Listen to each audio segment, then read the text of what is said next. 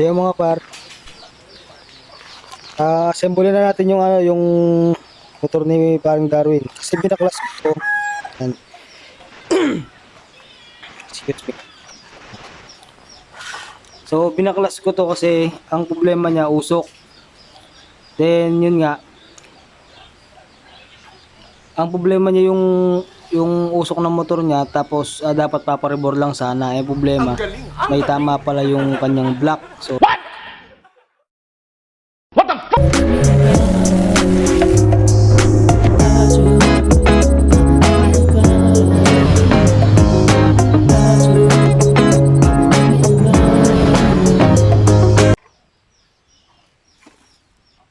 ito yung block niya, pinarebor namin.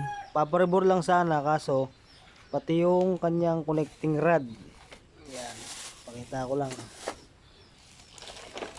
Ito. Yan. Pinaano na to. Bagong align na siya, bago na yung connecting rod niya. Yan. So, yan, bago rin yung piston kit, side bearing. Balik din. Yan. So, pinagtyaga nating linisan maigi para pumuti naman yung mga pyesa. Yan. Yun, oh.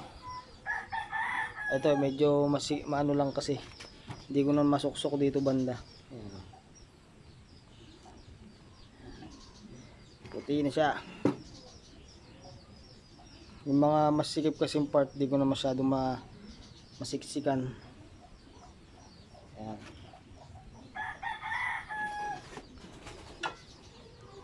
Yan.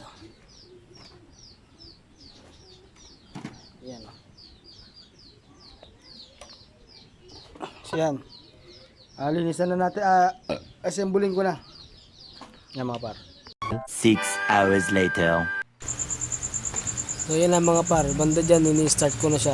Hindi ko na pinakita yung buong video, so in-edit ko na lang. Yan. So pag ganyan mga par, palit yung piston, bagong rubber, bagong connecting rod. So for braking po yung motor natin mga par. Hindi po natin yan pwedeng hatawin agad. So meron pong ano dyan, meron pong yung takbo lang ng mga 50, 60 pwede na yun. Huwag nang sobrang bilis naman. Huwag lang hatawin talaga. Sila mga par, pakinggan natin yung under niya.